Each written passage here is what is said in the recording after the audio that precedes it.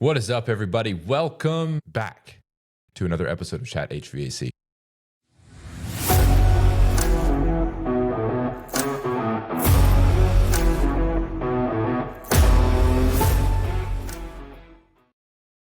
How's it going, everybody? Welcome back to another episode of Chat HVAC, where we give you quick answers to your comfort questions.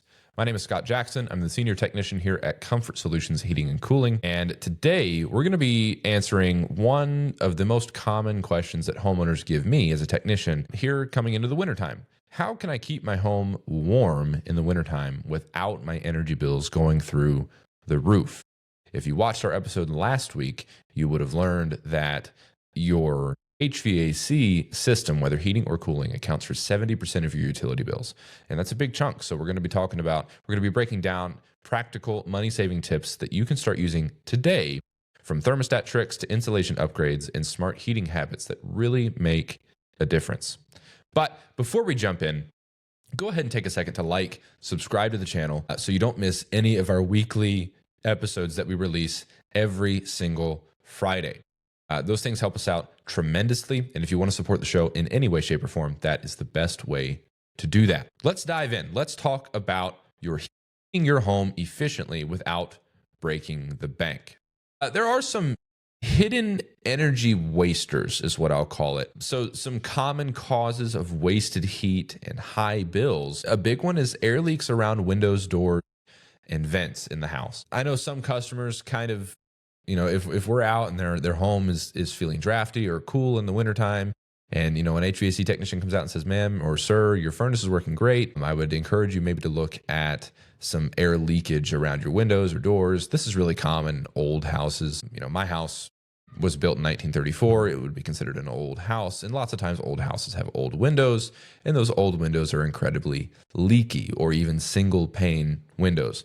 So your windows make a big difference.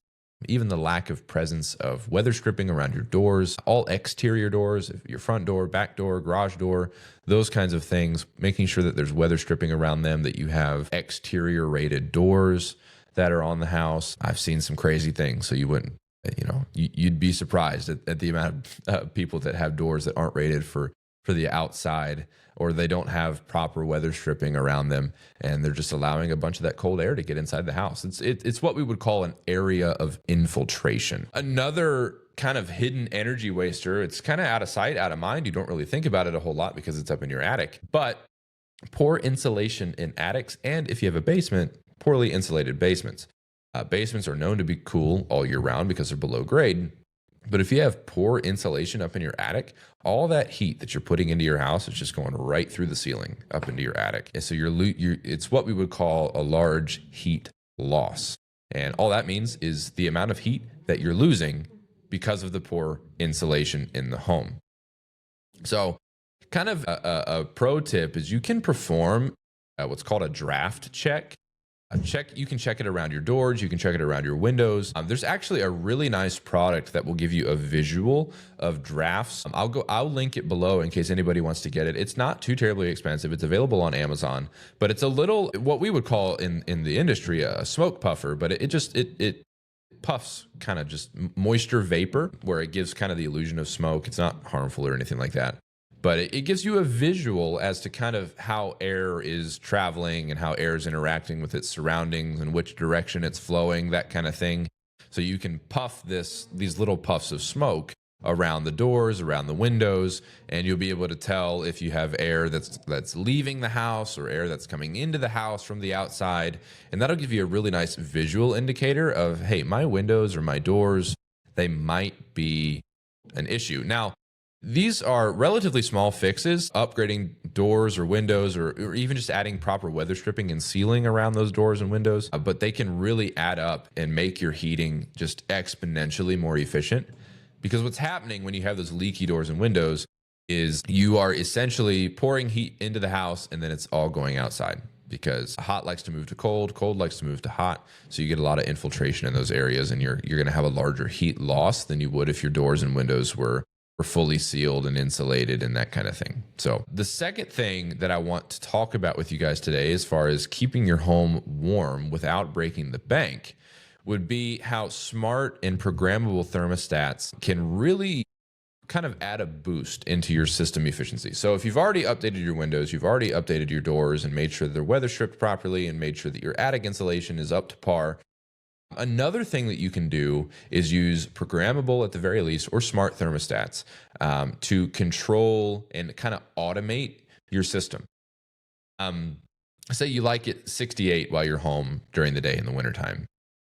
If there's a time or a period of time on a daily basis where everybody's out of the house, say for work or for school or what have you, setting that temperature back a little bit can be beneficial so you're not heating a house that's unoccupied. Now, a little word of caution here when doing this. I would not, just personally, some people out there might disagree with me. That's okay. I wouldn't recommend turning your thermostat back more than 5 degrees. So if you like your house at 68, don't set it back farther than 63 while you're gone. The point being is you don't want to keep your house at 68 and then when you're gone, set your house at 50, because if it's 0 degrees outside, it could very well get down to 50 in the house at a reasonable rate, especially if your doors and windows and insulation aren't up to par. But having that large of a temperature difference between what you want the house to be when you're there and then what you set it at while you're gone can be a big problem, because what's going to happen is when you get back, the thermostat automatically comes on based on a programming schedule or you setting it on your smart thermostat or using geofencing or something like that. What's going to happen is it's going to come on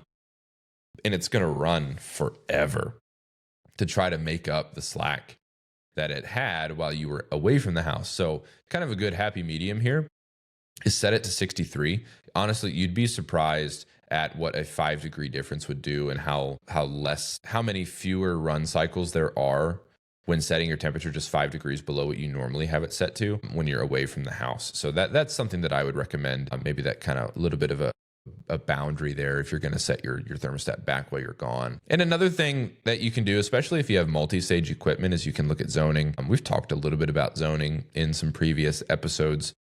You can go back and check those out, but really those are most effective if you have multi-stage equipment, 2-stage or modulating systems, because that way it can kind of run at a lower stage. But syncing smart thermostats and mobile apps for remote control of your system is probably the best way to optimize your thermostat, so to speak. And by doing so, you'll be able to have full control of your system wherever you're at. So, if for whatever reason you forgot to turn the heat off while you were gone on vacation, you can set it back, or you can turn it on for somebody who's watching the house for you, or things like that. So smart thermostats are also really beneficial for those of you who have rental properties. Not that you control the thermostat or whatever, but you can set boundaries, and you can, like, if somebody's not in the house or not occupied, you can turn it off and make, you don't have to like drive there to make sure the system isn't running and heating an empty house. Pressing on here, another way that you can heat your home effectively without breaking the bank would be furnace maintenance. Yes, maintenance is not a scam. Maintenance is not a ploy just to take money from you from HVAC companies. Doing furnace maintenance equals better efficiency. Now, a clean, well-maintained furnace is going to operate more efficiently, it's going to operate smoother, and it's going to operate better and heat better than it would to an extremely dirty and not maintained furnace.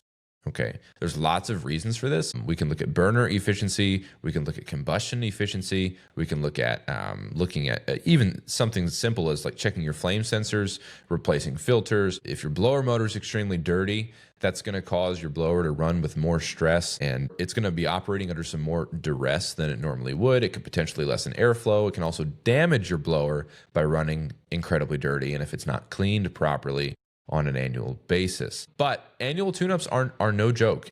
There's really no debate, and if you disagree with me out there, that's perfectly fine. You're entitled to your opinion.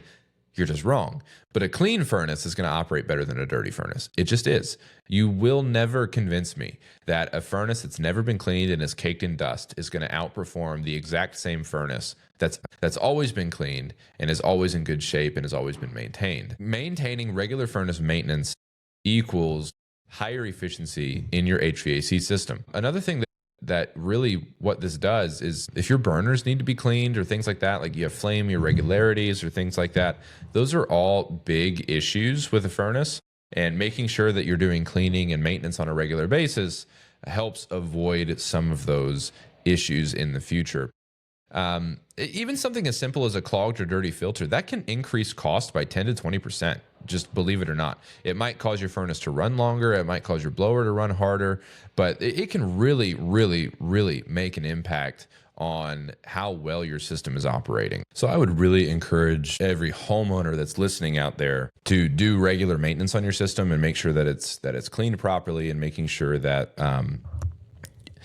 that your system is running to the highest efficiency that it possibly can, regardless of age. And just getting general service on the system is incredibly helpful, and can help your system run more efficiently, or as efficient as possible, and can potentially contribute to some energy savings. Like I said, clean furnace is more efficient than a dirty furnace. That's just a matter of fact, and it's not up for debate with me.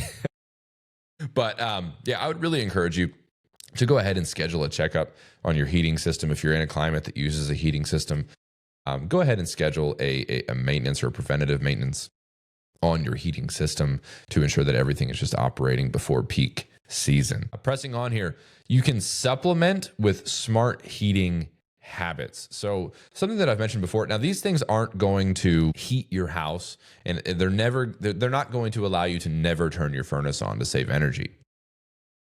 But what they are going to do is cultivate a kind of just a more effective way to retain heat in the house. It makes it feel a little bit warmer. One of these ways is using ceiling fans in the reverse position that will push warm air down. So there's usually a little switch on ceiling fans, and what that switch is for is reversing the direction of the blades in which they're spinning. They spin one way, they pull the warm air up, try to cool off the house, and then if you reverse it, it pushes all that warm air that's stuck up at the ceiling and pushes it down towards the floor. That's always a good way to at least make it feel a little bit warmer in the house.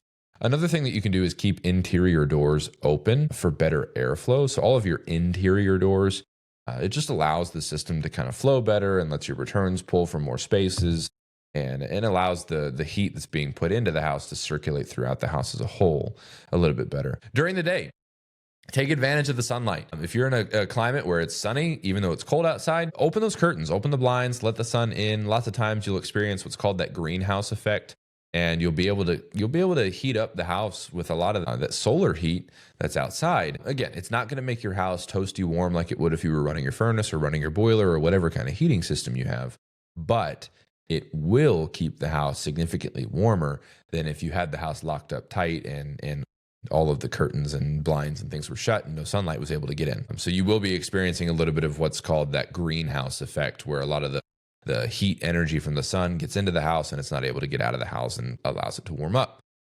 So yeah, let sunlight in during the day. It's also probably just good for your own mental health during the wintertime. I mean, it's gloomy a lot of the time. So if it's sunny outside, let it in. And then, one other thing that you can do is you can always layer up. If your furnace is just incredibly inefficient, it's really, really old, it's not really doing what it's supposed to be doing, and it's incredibly expensive to operate, you can always layer up and turn your furnace down to a little bit of a lower temperature to keep your furnace from running more than it needs to. So say you like it at 68, but you can bear it at 65, turn it down to 65, put on a hoodie. It's kind of like the old parent excuse. Like, if you're cold, grab a blanket or grab a sweatshirt. But it's always a realistic option when it's your own furnace that you're talking about.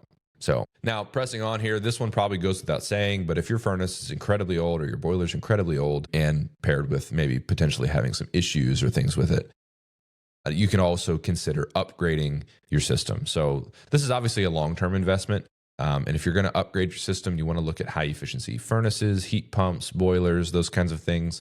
All three of those types of heating systems are available in extremely high efficiency varieties, and everything in between, from builder's grade efficiency up to the highest efficiency available. That is obviously something that you can do to decrease your energy bills, but that's not exactly going to not break the bank right now, but it'll keep you from breaking the bank later, if that makes sense. So there's a little bit of a delayed gratification there. There's also, with these high efficiency systems, lots of companies will offer some rebates or incentives to upgrade to their higher efficiency systems. And then at least through December 31st, if you're watching this in 2025, through December 31st of this year, the federal government is offering 25C tax credits for high efficiency furnaces, high efficiency air conditioners, heat pumps, and boilers.